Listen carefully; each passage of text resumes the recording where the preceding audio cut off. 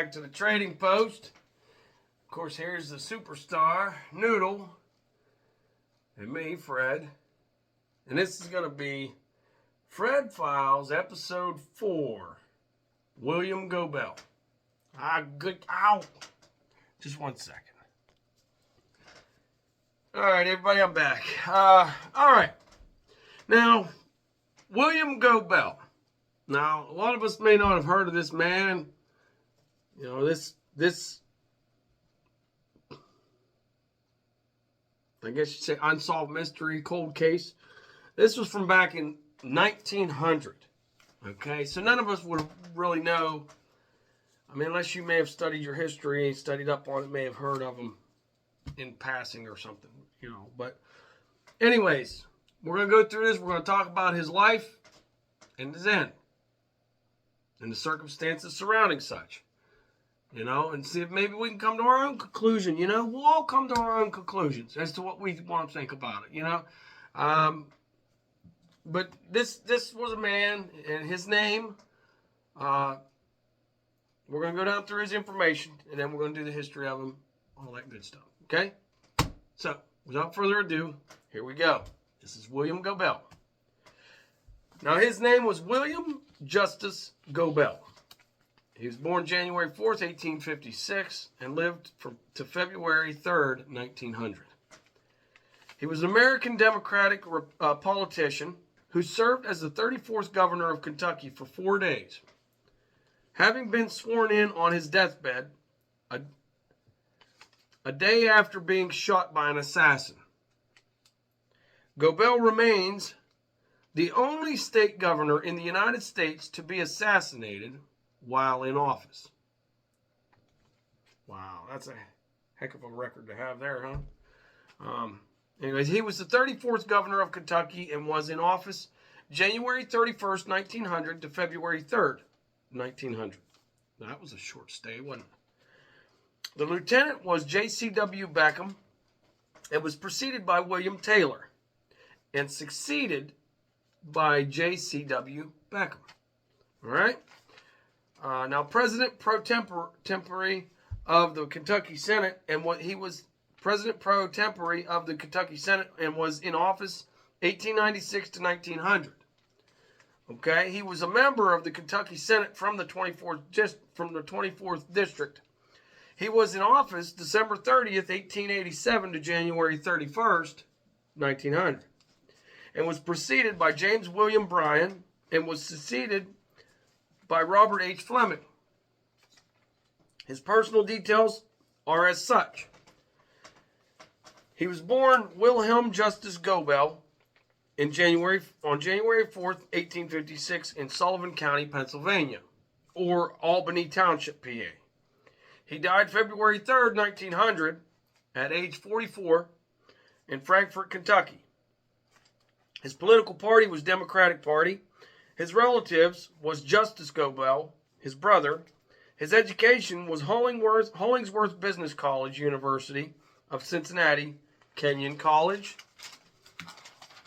Goebel was born to Wilhelm and Augusta Goebel, or Nie Gronkli, German immigrants from Hanover. Okay? He studied at the Hollingsworth Business College in the mid-1870s and became an apprentice at John H. Stevens's law firm. While Goebel lacked the social qualities like public speaking that are common with politicians, various authors referred to him as an intellectual man. He served in the Kentucky Senate, campaigning for populist causes like railroad regulation, which won him many allies and supporters. In 1895, Goebel engaged in a duel with John Lawrence Sanford, a former Confederate General Staff officer turned cashier. According to the witnesses, both men then drew their pistols, but no one was sure who fired first. Sanford was killed, and Goebel pleaded self-defense and was acquitted. During the 1899 Kentucky gubernatorial election, Goebel divided his party with his political tactics to win the nomination for governorship at a time when Kentucky Republicans were gaining strength. having elected the party's first governor 4 years previously. These dynamics led to a close contest between Goebel and William S. Taylor. In the politically chaotic climate that resulted, Goebel was declared as having won the election, but was assassinated and died after 3 days in office. Everyone charged in connection with the murder was either acquitted or eventually pardoned, and the identity of his assassin remains unknown. All right. One more second. All right. Oh, geez, I think I moved the camera. Sorry, you guys. There we go. That's a little better. Early life, okay? Heritage and career. Wilhelm Justus Goebel was born January 4th, 1856 to Wilhelm and Augusta Goebel, immigrants from Hanover, Germany. They were in Pennsylvania and were in Pennsylvania. The eldest of 4 children, he was 2 months premature and weighed less than 3 pounds or 1.4 kilograms. His father served as a private in Company B, 82nd Pennsylvania Infantry Regiment during the American Civil War. And Goebel's mother raised her children alone, teaching them much about their German heritage. Wilhelm spoke German until the age of 6, but he embraced American culture, adopting the English spelling of his name, William, instead of being Wilhelm. After being discharged from the Army in 1863, Goebel's father moved his family to Covington, Kentucky. Goebel attended school in Covington and was then apprenticed to a jeweler in Cincinnati, Ohio. After a brief time at Hollingsworth Business College in the mid-1870s, he became an apprentice in the law firm of John W. Stevenson, who had served as governor of Kentucky from 1867 to 1871. Goebel eventually became Stevenson's partner and executor of his estate. Goebel graduated from Cincinnati Law School in 1877 and enrolled at the Kenyon College in Gambier, Ohio, before joining the practice of Kentucky State Representative John G. Carlisle. He then rejoined Stevenson in Covington in 1883 after the death of Stevenson's previous partner. Okay? All right, here we go. Now, personal characteristics. According to author James C. Clotter, Goebel was not known as a particularly genial person in public. He belonged to few social organizations and greeted none but his closest friends with a smile or a handshake. He was rarely linked romantically with a woman and was the only governor of Kentucky who never married. Journalist Irvin S. Cobb remarked, "I never saw a man who physically so closely suggested the reptilian as this man did." Others commented on his contemptuous lips, sharp nose, and humorless eyes. Goebel was not a gifted public speaker, often eschewing flowery imagery and relying on his deep, powerful voice and forceful delivery to drive home his points. Clotter wrote, "When coupled to somewhat demagogic appeals and to an occasional phrase that stirred emotions, this delivery made for an effective speech, but never more than an average one. While lacking in the social qualities common to politicians, one characteristic that served Goebel well in the political arena was his intellect. Goebel was well read, and supporters and opponents both conceded that his mental prowess was impressive." Cobb concluded that he had never been more impressed with a man's intellect than had been with Goebel's. Okay. Kentucky Senate. In 1887, James William Bryan vacated his seat in the Kentucky Senate to pursue the office of lieutenant governor. Goebel decided to seek election to the vacant seat representing Covington. He campaigned on the platform of railroad regulation and labor causes. Like Stevenson, he insisted on the right of people to control chartered corporations. The Union Labor Party had risen to power in the area with a platform similar to Goebel's. However, while Goebel had to stick close to his allies in the Democratic Party, the Union Labor Party courted the votes of both Democrats and Republicans and made the election close. which was decided in Goebel's favor by just 56 votes. That is a close one. He was later sworn in on December 30th during his first term as senator. The State Railroad Commission increased to over $3 million tax evaluation on the property of Louisville and Nashville Road. A proposal from pro-railroad legislators in the Kentucky House of Representatives to abolish Kentucky's Railroad Commission was passed and sent to the Senate. All right? 1 second. All right. Now, Cassius Marcellus Clay responded by proposing a committee to investigate lobbying by the railroad industry. Goebel served on the committee, which uncovered significant violations by the railroad lobby. He also helped defeat the bill to abolish the Railroad Commission in the Senate. These actions increased his popularity, and he was elected senator unopposed in 1889 for a full term. Goebel was well able to broker deals with fellow lawmakers and was equally able and willing to break the deals if a better deal came along.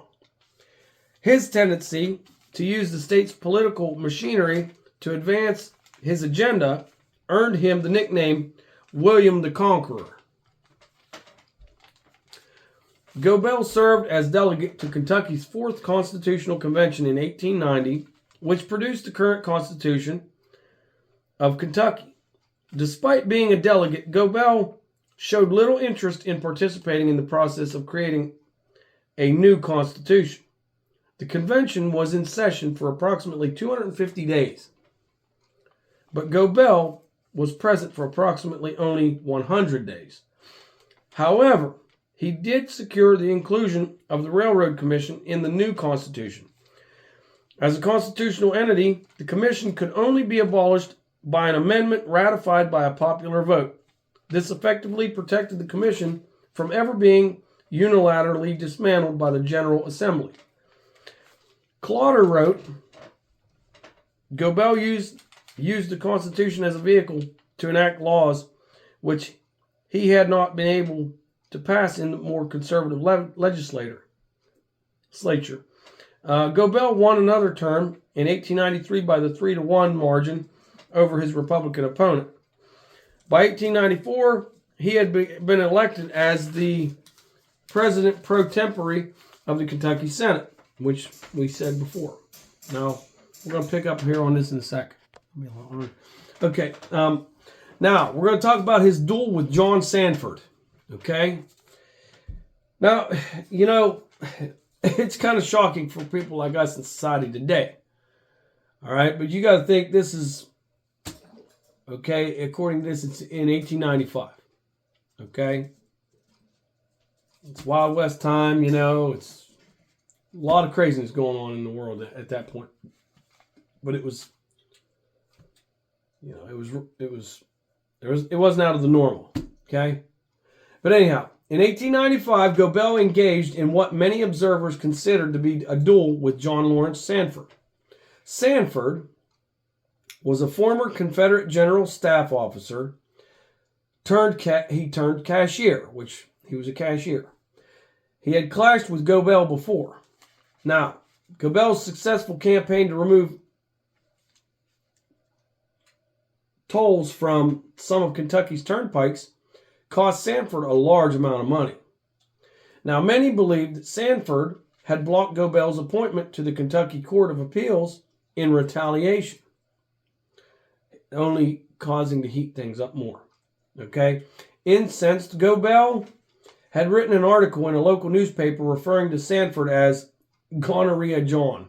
I'm sorry. Yeah, he's antagonizing him now. Okay, well, he called him Gonorrhea John. Now, on April 11th, 1895, Goebel and 2 acquaintances went to Covington to cash a check. Simple enough, right? He's going with a couple people, go cash a check. Now, Goebel suggested they avoid Sanford's bank. But Sanford, standing outside the bank, spoke to the men before they could cross the street to a different bank. Sanford greeted Goebel's friends, offering them his left hand. However, Goebel noticed that Sanford's right hand was on his pistol concealed in his pocket. Having come armed himself, Goebel clutched his revolver in his pocket. Sanford confronted Goebel and said, "I understand that you assume authorship of that article." "I do," replied Goebel. The shooting took place at 1:30 p.m. According to the witnesses, both men then drew their pistols, but no one was sure which had fired first. One of the witnesses, W.J. Hendricks, the Attorney General of Kentucky, said, "I don't know who shot first. The shots were so close together." And another witness, Frank P. Helm, said, "I was right up against them and really thought at first that I had myself been shot." Well, that's pretty daggone close, don't you think? Okay, now, Sanford's bullet passed through Goebel's coat and ripped his trousers, but left him uninjured. Now, Goebel's shot fatally struck Sanford in the head. Sanford died 5 hours later. Goebel pleaded self-defense and was acquitted. The acquittal was significant because the Kentucky Constitution prohibited dueling. He would have been ineligible to hold any public office. The shooting made Goebel unpopular among Kentucky's Confederate veterans, who also noted his non-Southern background and his father's service in the Union Army. So, yeah, that's where things go a little askew, because it screws with the whole dynamics of this poor Goebel, wanting to run for office. But as you see it year in and year out, they'll slander other people's names, they'll run them into the dirt, they talk crap all the time. Okay, but when now you got the actual population that's doing it, it's basically running him down and making him look bad. Which, in a sense, I mean, he had no control over his dad being in what army he was in, and not only that, just because he had a non-Southern background, so then that probably threw in the mix too, and it caused him more issues as far as it goes trying to campaign and run for office and stuff. So, anyways, now we're going to move into the next step. Next thing we're going to talk about here is Goebel election law. Goebel election law. Now, Kentucky Democrats who controlled the General Assembly believed that county election commissioners had been unfair in selecting local election officials and had contributed to the election of Republican Governor William O. Bradley in 1895. Goebel proposed a bill known as the Goebel election law, which passed along strict party lines and over Governor Bradley's veto created a 3-member state election commission appointed by the General Assembly to choose the county election commissioners. It allowed the Democratic-controlled General Assembly to appoint only Democrats to the election commission. Many voters decried the bill as a self-serving attempt by Goebel to increase his political power, and the election board remained a controversial issue until its abolition in a special session of the legislature in 1900. Goebel became the subject of much opposition from constituencies of both parties in Kentucky after the passage of the law. So now he's not even, just because of that law alone he's passing, it's causing more friction for him. Causing more problems for him as far as popularity goes, and having people that you can rely on as well, probably. Now, we're going to move on to the gubernatorial election of 1899. Now, in 1896, when William Jennings Bryan electrified the Democratic National Convention with his Cross of Gold speech and won the nomination for president, many delegates from Kentucky bolted the convention. Various Kentuckian politicians believed that free silver was a populist idea, and it did not belong to the Democratic Party. Subsequently, Republican William McKinley won the 1896 presidential election, carrying Kentucky. Author Nicholas C. Burkell believed that this set the stage for horripilating gubernatorial election of 1899. Now, 3 men sought the Democratic nomination for governor at the 1899 party convention in Louisville. Goebel, Parkins, Watkins, Hardin, and William Johnson Stone. When Hardin appeared to be front runner for the nomination, Stone and Goebel agreed to work together against him. They concluded that Stone's supporters would endorse whomever Goebel picked to preside over the convention. In exchange, half the delegates from Louisville who were pledged to Goebel would vote to nominate Stone. Goebel would then drop out of the race, but would name many of the other officials on the ticket. Okay, both men agreed that should one of them be defeated or withdraw from the race, they would encourage their delegates to vote for the other rather than support Hardin. As word of the plan spread, Hardin dropped out of the race, believing he would be beaten by Stone, the Stone-Goebel alliance. He was outnumbered. So yeah, it might have been a smart move for him. Who knows? We won't know because he actually acted upon it. When the convention convened on June 24th, several chaotic ballots resulted in no clear majority for anyone, and Goebel's hand-picked chairman announced the man with the lowest vote total in the next canvass would be dropped, which turned out to be Stone. This put Stone's supporters in a difficult position and were forced to choose between Hardin, who was seen as a pawn of the railroads, or Goebel. Enough of them sided with Goebel to give him the nomination. Goebel's tactics, while not illegal, were unpopular and divided the party.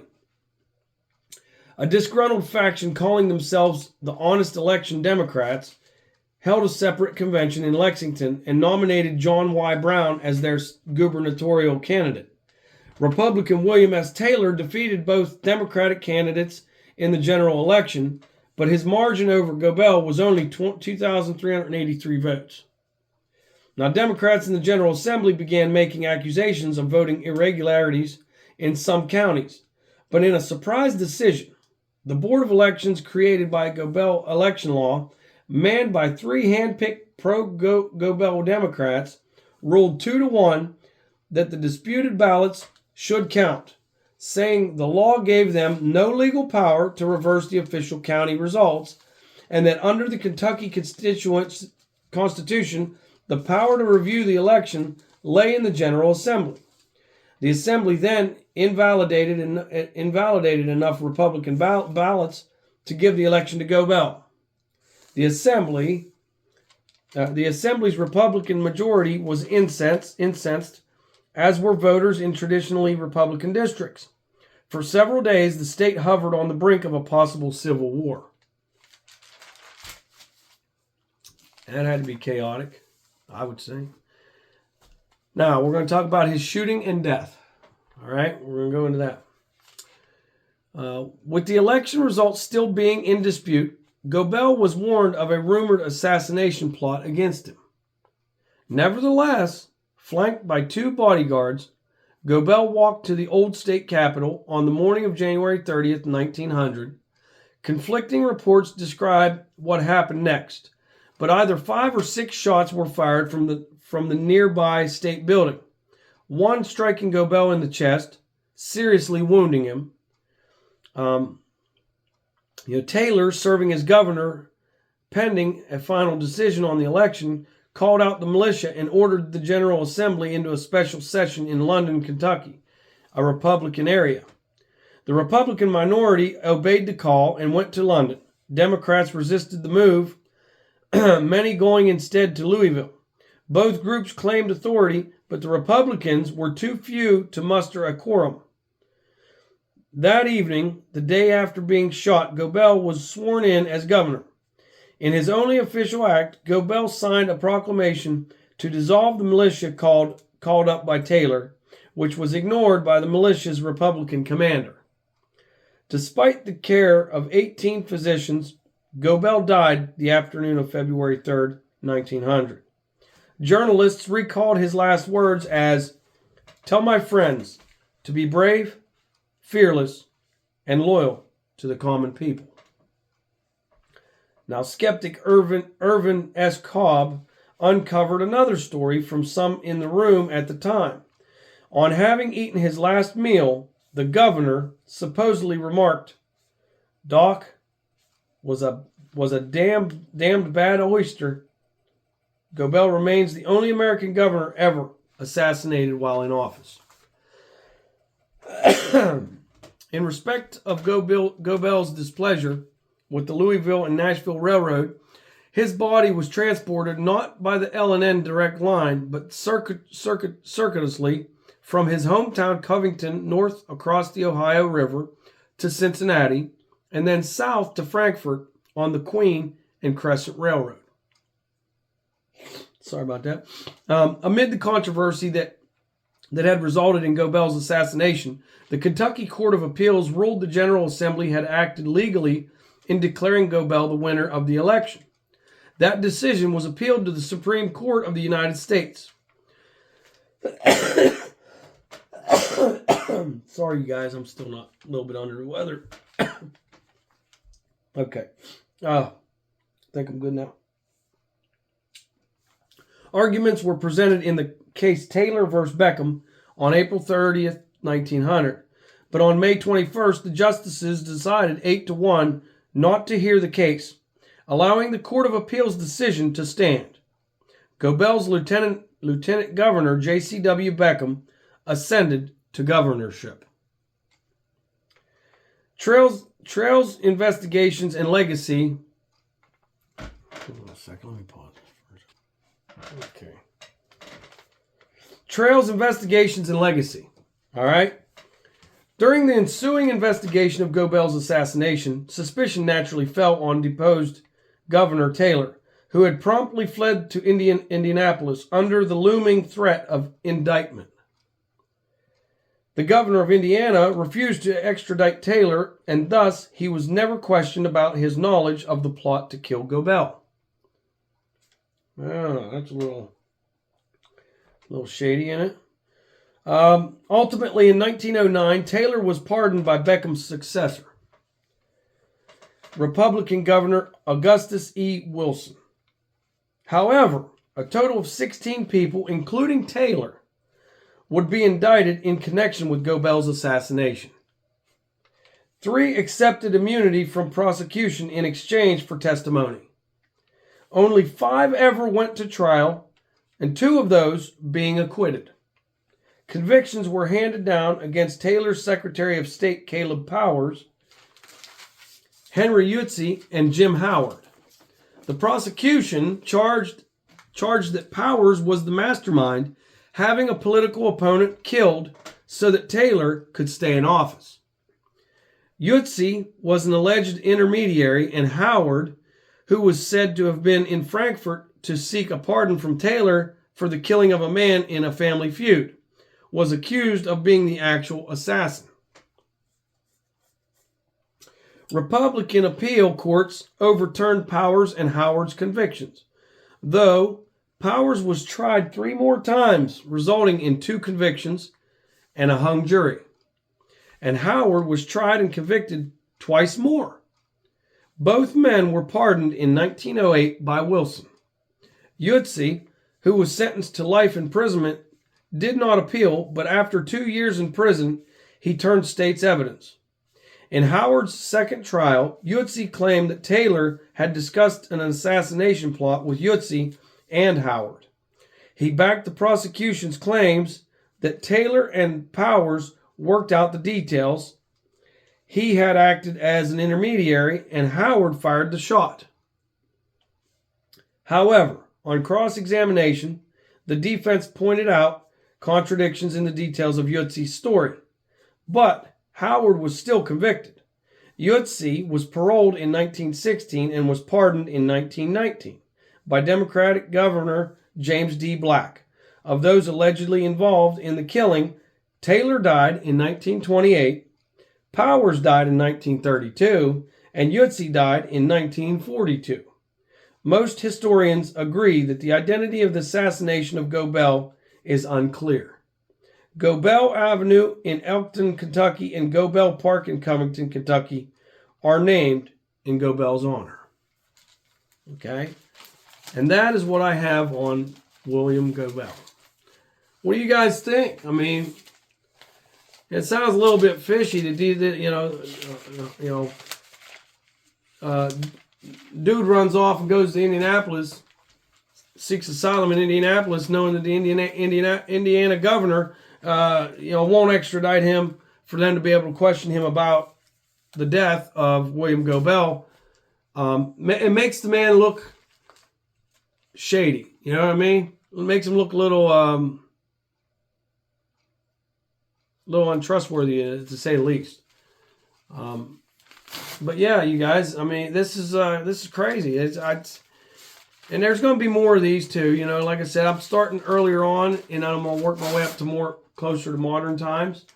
On some of these, I may do some modern ones too, but it just depends. I'm trying not to get out of my lane. You know what I'm saying? I got a lot of them. I mean, we're talking from 1900 to roughly, I think it's 1979. That's a lot of cold cases, unsolved murders, and that's a large swath of time too.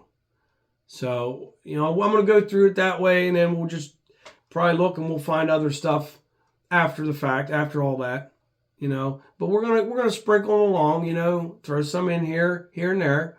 So, it's not going to be just keep doing those. I'm not going to keep pushing them out and that be the only thing I want to make. But we're going to be doing our comedy skits. We're going to go ahead and do our fake commercials. We're going to go ahead and do our What Chaps My Ass. We're going to go ahead and do all of our regular episodes. We're going to do these episodes, the Fred Files. We're going to work on some more treasures, hidden treasures. We're going to do some more about those. We're going to do more about famous figures, famous people, famous places, haunted places. We're gonna check out a lot of stuff. We're still gonna do our cryptids. We're gonna do all that. Okay, just bear with me. It takes time to do the research on these things. It takes time to video, to film, and to edit, and to do what I have to do to try and make this presentable to you guys. Okay, but trust me, I got a lot planned for us. We're gonna have a lot of interesting stuff. I'm gonna still read stories. As a matter of fact, I'm thinking about doing the strange case of Dr. Jekyll and Mr. Hyde as one of the next stories I do. We'll sprinkle in some more Sherlock Holmes, okay, here and there. We're going to do some more of those stories. I also got one of Irish fairy tales, of Irish fairies and fairy and folk tales. So we'll go ahead and go through those, and we'll pick some out and do a few of them. Sprinkle them in there a little bit. Give you guys a little bit of difference here. Matter of fact, I'm even thinking about doing, I got this murder mystery box. Okay? And if you guys are interested, I'm gonna throw that out there too. It's a good place to be able to get this stuff from. They're called the Deadbolt Mystery Society. Okay? You see that there? The Deadbolt Mystery Society. And what you do is you can get these monthly. You can get them like reoccurring, where it's like auto withdrawal. And they'll charge you for them. But you can get your own box. They have like monthly boxes. I haven't been on that site for a while now, but I think they might even do weekly. I'm not 100% sure, but if you want to check it out, check it out. But this is the one that I'm thinking about doing here. It's the Murder at Cape Anna. Okay, and what they do is they give you all kind of you give your evidence, your information, stuff like that. Okay, you go through it, and then we can all do it together. We can all try and solve this case, because I've never done it yet, and I think it'd be another entertaining episode for us to get into, to dive into it. Matter of fact, I'm also going to be doing the second episode to instructional video for wood burning, where I'm actually going to try and go ahead and do the wood burning to instruct you, to show you. instead of just talking about the different ways of doing it. I may throw a little bit of that in there as well while I'm doing it, but you get the point. I'll show you guys how to do it. And like I said, there's numerous ways. We'll get into that. We'll get into that whenever that episode rolls around. Okay? We'll discuss that in more detail. I don't want to keep this up any longer than it is. But yeah, this is Fred Files, Episode 4, The Assassination of William Goebel. And if you guys want to throw any comments and anything down below, if you have questions about anything, or if maybe you have information on it, throw it down below in the comments. I'm getting ready to set up my email address for the trading post. Okay, I'm sorry, I've kind of dropped the ball on that, and I got to get that done, and I'm going to. That way, you guys can contact me via email. If you have pictures or stories, any of your own personal stories, your own haunting encounters, cryptid encounters, any opinions or ideas on a subject that you want me to touch up on to cover for an episode, by all means, hey, I'm always open up to suggestions.